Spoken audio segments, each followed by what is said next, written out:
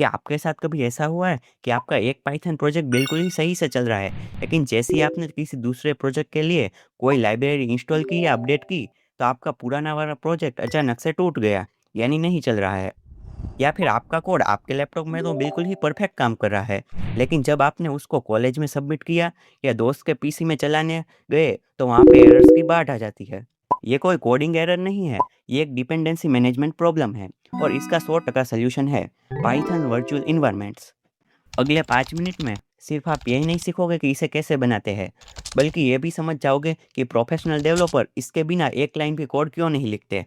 अगर आप एक स्टूडेंट हो या बिगिनर हो, तो यह वीडियो आपके घंटों के सिरदर्द को बचाने वाली है।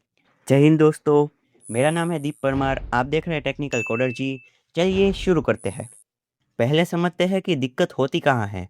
जब आप अपने कंप्यूटर में नॉर्मली लिखते हैं पीप इंस्टॉल फ्लास्क या पीप इंस्टॉल पाइगेम, तो वो लाइब्रेरी आपके पूरे सिस्टम में ग्लोबली इंस्टॉल हो जाती है, यानी सारे प्रोजेक्ट उसको शेयर करेंगे। अब मान लो आपके प्रोजेक्ट 1 को चलने के लिए जेंगो का पुराना वर्जन चाहिए, और प्रोजेक्ट 2 को चलने के लिए आप जो आज बना रहे हो उसके लिए आपको नया वर्जन इंस्टॉल करना है। तो वो पुराने वाले वर्जन को ओवरराइट कर देगा। नतीजा, आपका जो पुराना प्रोजेक्ट है जेंगो का, वो क्रैश हो जाएगा या फिर एरर्स आएंगे उसमें। इसे कहते हैं डिपेंडेंसी कॉन्फ्लिक्ट। इस प्रॉब्लम को सॉल्व करता है वर्चुअल इन्वायरमेंट। ये आपके कंप्यूटर के अंदर आपके प्रोजेक्ट के लिए एक आइसोलेटेड यानी बिल्कुल ही अलग प्राइवेट स्पेस बना देता है, जहाँ आपका पाइथन इंस्टॉल होता है और पाइथन के सारे मॉड्यूल्स इंस्टॉल होते हैं। एक ऐसा सेपरेट फोल्डर जिसके अंदर पाइथन की अपनी एक कॉपी होती है और उसे अपनी लाइब्रेरीज होती है। प्रोजेक्ट 1 का अपना खुद का एक इन्वायरमेंट होगा और प्रोजेक्ट 2 का भी अपना खुद का एक इन्वायरमेंट होगा। इसका सबसे बड़ा फायदा है आपका सिस्टम बिल्कुल ही क्लीन चलेगा और आपका प्रोजेक्ट पोर्टेबल बनेगा, यानी आप इसे कहीं भी रन कर सकते हैं, चाहे दूसरे लैपटॉप में या किसी रिमोट सर्वर या क्लाउड में होस्ट कर सकते हैं। यह बिना किसी एरर के वहाँ भी वैसे ही चलेगा जैसे आपके लैपटॉप में चल रहा था। चलिए इसे प्रैक्टिकली सिर्फ 3 स्टेप में समझते हैं। सबसे पहले प्रोजेक्ट के फोल्डर के अंदर या टर्मिनल में कमांड प्रॉम्प्ट ओपन कर लो। वहाँ पे टाइप करो पाइथन -m वर्चुअल इन्वायरमेंट, और फिर आपके वर्चुअल इन्वायरमेंट का नाम। यहाँ पे माई env की जगह पर आप कोई भी नाम रख सकते हैं, जैसे कि गेम या फिर कोई भी। जैसे ही आप एंटर प्रेस करोगे, बैकग्राउंड में एक माई env नाम का एक फोल्डर बन जाएगा, जिसमें आपका सारा डेटा सेव होगा। इन्वायरमेंट तो बन गया, लेकिन अब हमें उसके अंदर एंटर होना होगा, इसको एक्टिवेट करना होगा।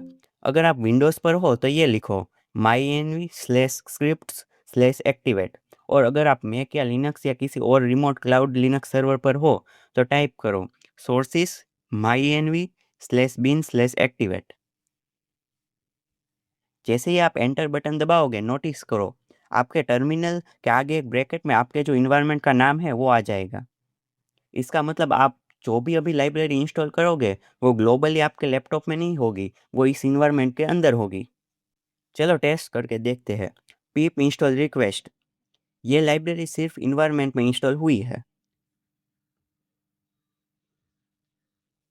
अब जब आपको ये प्रोजेक्ट किसी दोस्त को भेजना है या गिटहब पर पुश करना है, किसी रिमोट सर्वर पर पुश करना है, डिप्लॉय करना है, तो यहाँ भारी भरकम माई एनवी फोल्डर को भेजने की गलती मत करना। आपको बस एक छोटी सी कमांड रन करनी है, pip freeze greater than requirements dot t x T.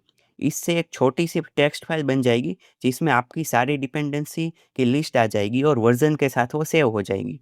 सामने वाला इंसान या आपका रिमोट सर्वर बस टर्मिनल पर जाकर ये लिखेंगे pip install -r requirements.txt, और वहाँ भी same to same environment ready हो जाएगा। जब आपका काम खत्म हो जाए तो आपको इस इन्वायरमेंट से बाहर भी आना होगा, तो सिंपली टाइप करो डीएक्टिवेट एंड दैट्स इट। आप वापस अपने नॉर्मल सिस्टम में आ गए।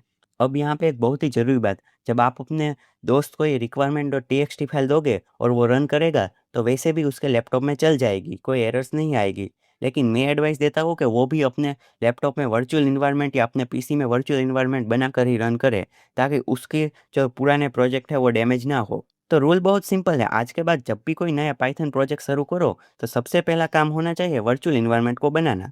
इससे आपके प्रोजेक्ट कभी क्रैश नहीं होंगे और आपका कोडिंग एक्सपीरियंस एकदम स्मूथ रहेगा।